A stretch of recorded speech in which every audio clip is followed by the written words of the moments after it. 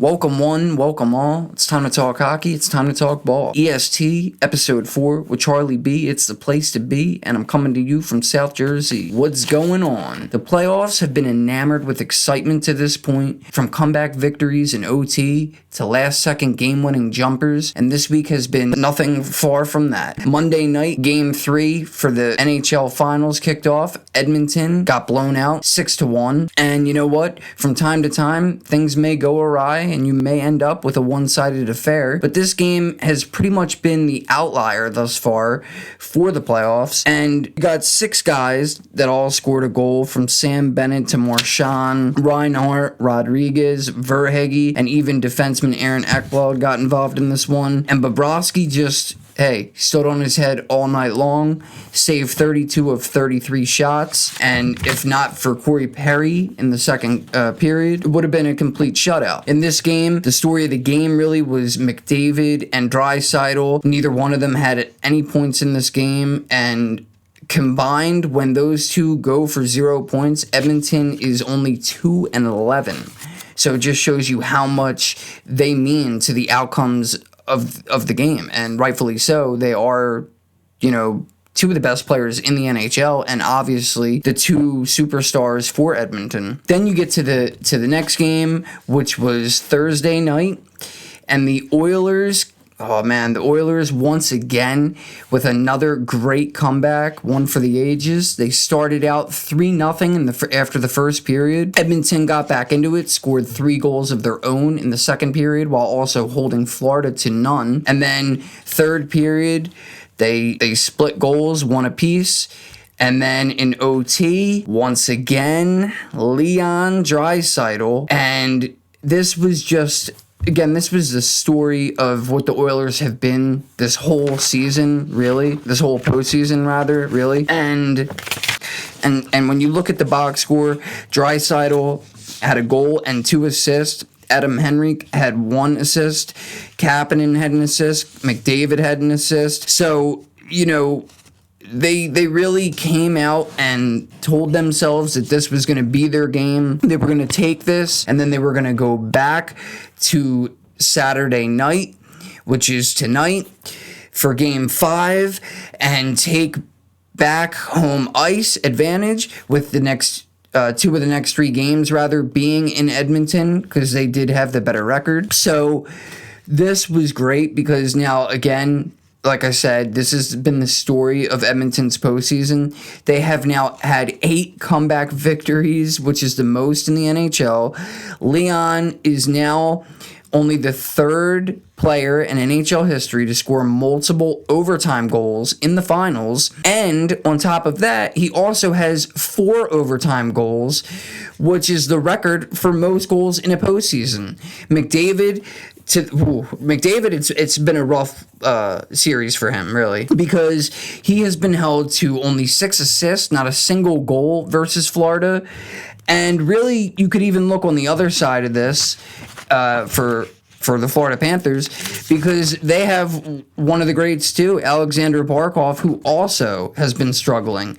So I think that's just a big matchup thing. Both of these guys have been playing so aggressively on defense that they're not giving anything up. But for McDavid, you got to wonder. I mean, he can't go throughout the whole Stanley Cup Finals without scoring a goal. He's going to have to turn it on soon, and I feel as though these next 3 games, 1 or 2 of these games, he's going to go off in a big way, and I can't wait to see it. So, again, now this makes things interesting again, because now they tie the series back up, and home ice advantage comes back into play. Like I said, 2 out of the next 3, if we even get to a Game 7, will be played in Edmonton. And, Stuart Skinner, he actually, Monday night was when his troubles really began. And like I said, he was pulled in that game for backup goaltender Calvin Pickard. And then that happened again the other night. Skinner, he ended up with 14 saves, and let up 3 goals, only 17 shots against. And then Pickard came up, and he came in huge.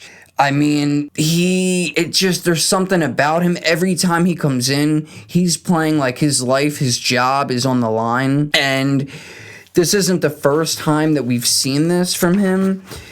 I mean, if you look at so far really in his career, he's been incredible. 8-1 in 12 games with a goal against average of 2.58 and a save percentage of .900 in the playoffs in his career. But also, when you look at, again, mainly because of Skinner struggling, although he is a very good goalie, so hopefully this doesn't wind up derailing his career, because he's a very good goalie. In the playoffs, he has struggled, not just this year, but in his career. But for Pickard, is 7-0 in 2025 postseason, only allowing a 2.69 goal average and an 8.96 save percentage through 9 games.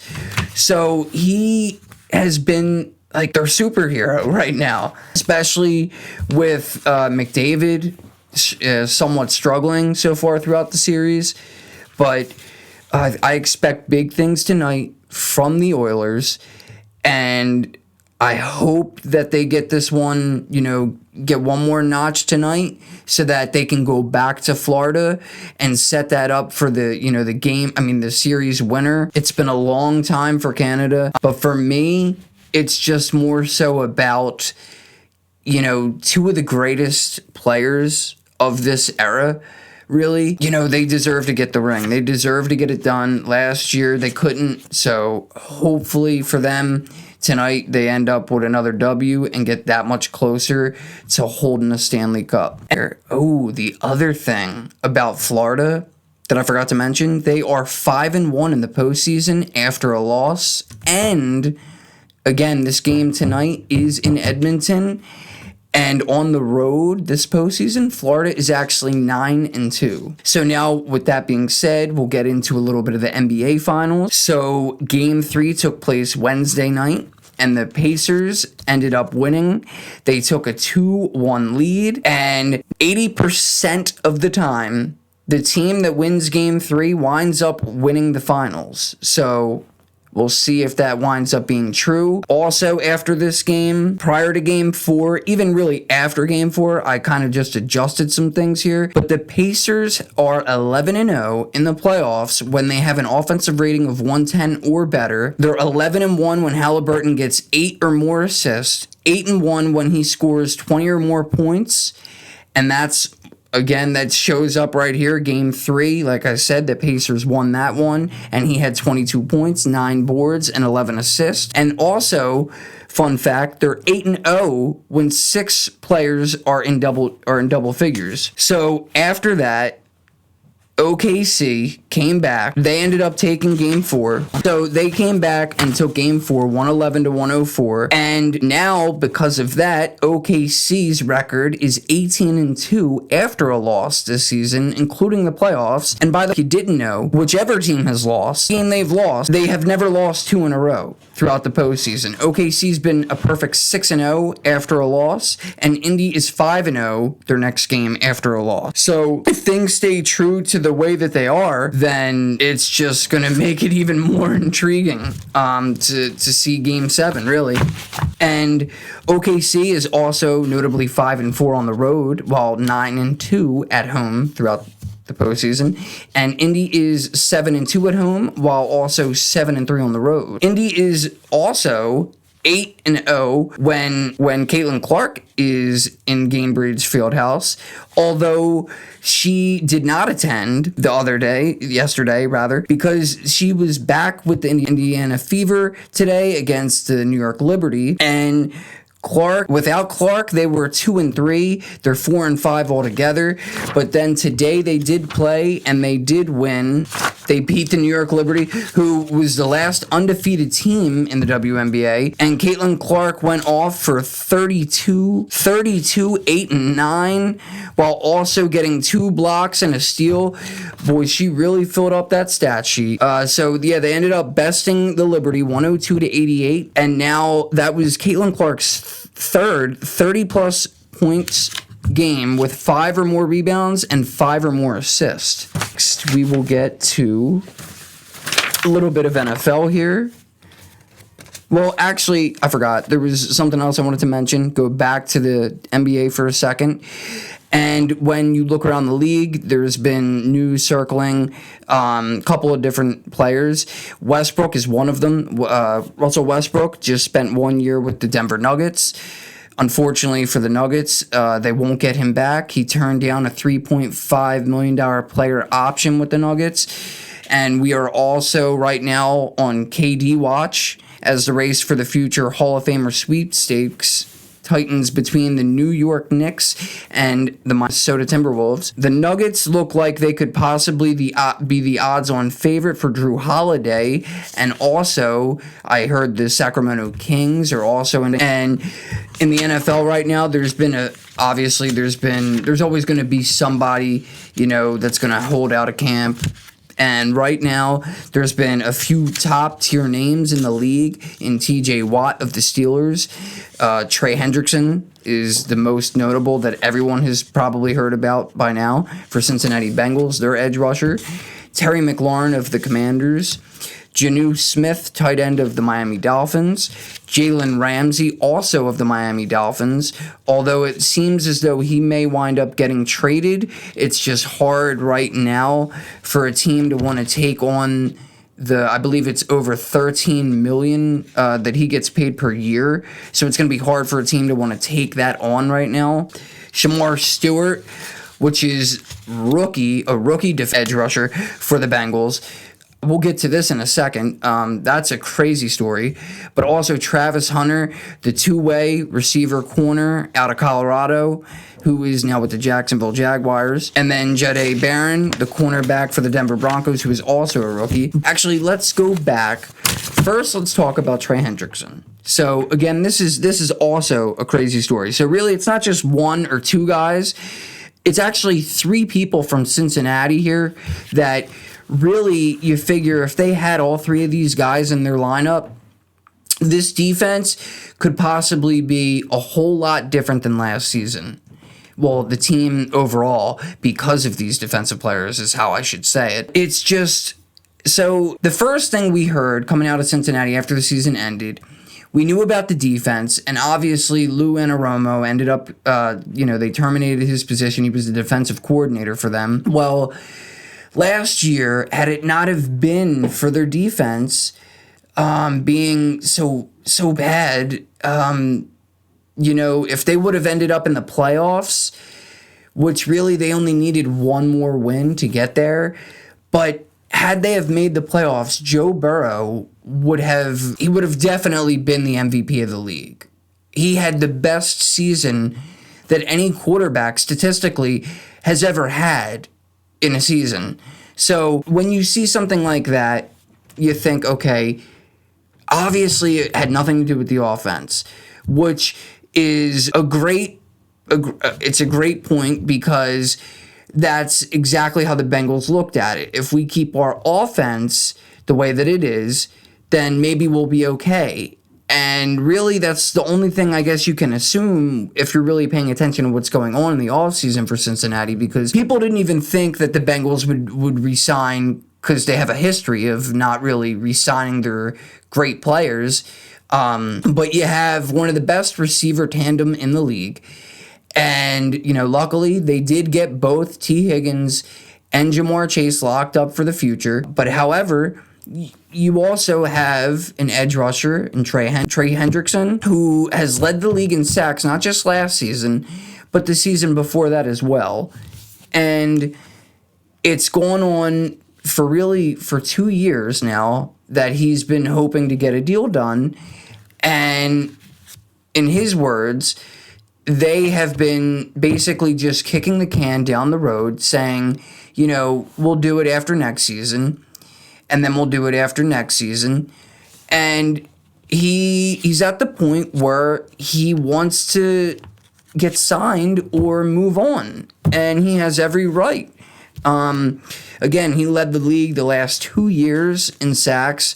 He also has led the NFL in pressures above expectation at a plus 16.6. He was second in pass rush win rate, and he played every game the last 2 years and 70% of the defensive snaps overall. He is now 30 years old, and like I said, it's really just about stability. You know, you want to know he's got kids, he's got a wife. He wants to know what's going on. The season's coming around soon, and you know, he wants a long-term deal, and generally, once you are 30 plus, especially depending on your position, this is kind of just what happens. This is kind of just the business side of things. You may not get a long-term deal.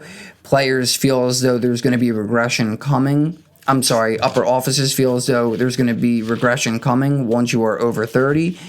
So they're probably, assuming they're probably just trying to toy with him and give him maybe a 1 or 2 year deal, and that he doesn't want that.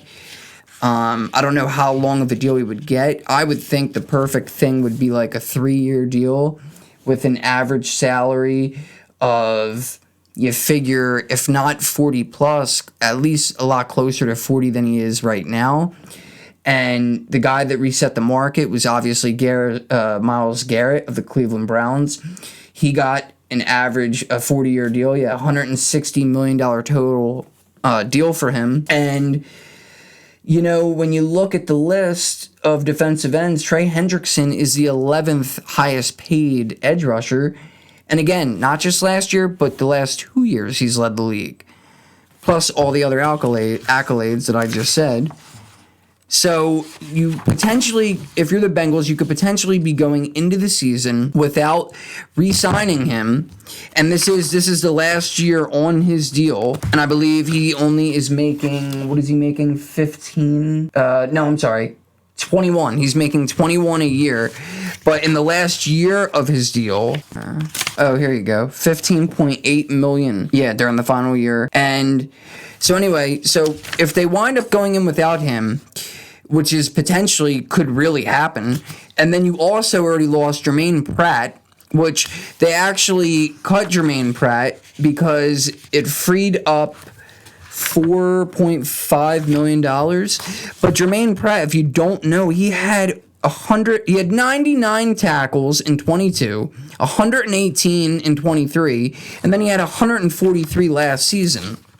So, I mean, you're going to lose production from him, potentially Trey Hendrickson, and now the rookie, Shamar Stewart.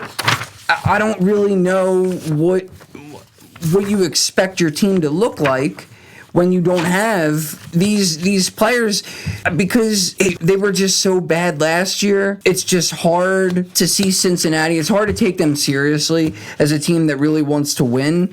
And even the rookie edge rusher himself said that to the reporter.